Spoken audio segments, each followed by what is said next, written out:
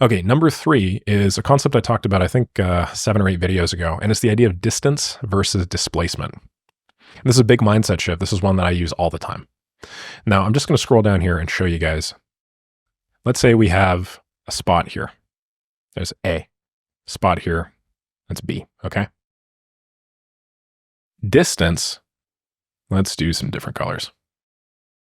Distance is this. It is the total, good God, it's the total amount traveled to get from A to B.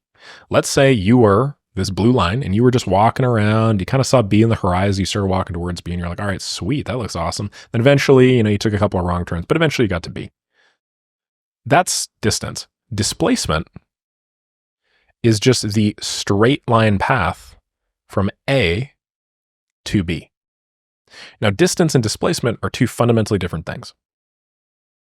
I like to think about this in terms of productivity as distance is the amount of work that you put in, okay? Displacement is the output. If we flattened this blue line here would be like this long, okay? Because we went up and then we went down and then we went up again. We basically had a bunch of wasted motion, wasted movement that did not get us in as straight a line path as possible to our goal, which was B. Whereas with displacement, it was just the distance from A to B. So if distance is the work you put in and displacement is the output, the reason why this is such a valuable mental model is because the only thing the world cares about is your ability to produce. It's your ability to go from A to point B. Nobody cares about how long or circuitous your path was to get there.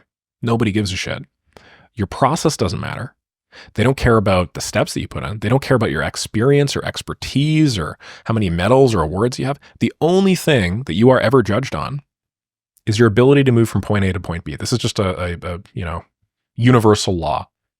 So whereas most people will walk a long path to get to a fairly short result, aka their distance is much greater than their displacement, your goal, really, in being productive is just to maximize the displacement while minimizing the distance.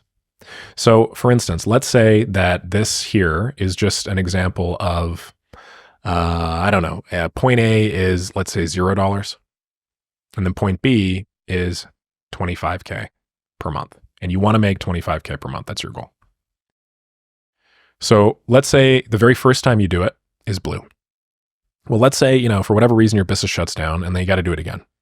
Well, imagine the second time you do it, you're probably not going to make as many of these large detours, right?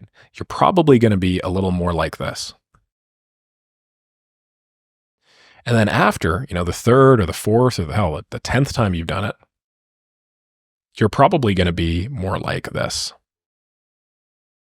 right? You're going to get really, really close to that short line path. When you get in the habit of walking in a straight line path as humanly possible from point A to point B, or at least thinking about this, at least factoring this in, realizing that output's the only thing that matters, displacement is the only thing that matters, you become substantially more productive basically by default. Like I don't even think about this sort of thing consciously anymore. It's just a constant operating system, more SOP in my head. So understanding distance versus displacement, I consider crucial, and it's probably one of the biggest hacks on this list. The fourth thing I want to talk about is front-loading your revenue drivers. Now, really how I should have started this video is what do you want out of productivity? What exactly is your goal here? I'm assuming it's money because you follow me and I make the vast majority of my videos about money. But productivity really is meaningless unless you have some outcome that you're going. Productivity is meaningless unless you have a B to your A, right? Some goal of yours. So if your goal is money, and it's probably a specific amount of money, then money is what you should be optimizing for at every point of the day, every step of the day. The reason I bring this up is because there's this big trend in entrepreneurial circles where people will add tasks to their day that might sound nice and they might be enjoyable or hell, maybe even difficult, but they don't actually get you closer to that goal. They're essentially a bunch of wasted movement. If we think back to our A and then our B points here, what I mean by this is I mean stuff like cold showers. I mean stuff like, morning meditations. I mean stuff like super specific things of being present while you make your coffee in the morning or that sort of thing. If you think about it, that is some additional wasted movement that doesn't necessarily get you closer to that end goal. It's nice to have. It probably makes your life a lot more well-rounded, probably decreases your blood pressure, probably makes you more present and clear, but it is not the shortest line path that makes you money. If you wanted the shortest line path to making money, you would very quickly identify a bunch of revenue generating activities like, in my community's case, lead generation. And you just do lead generation all day, and that would get you there substantially faster with a lot less waste movement.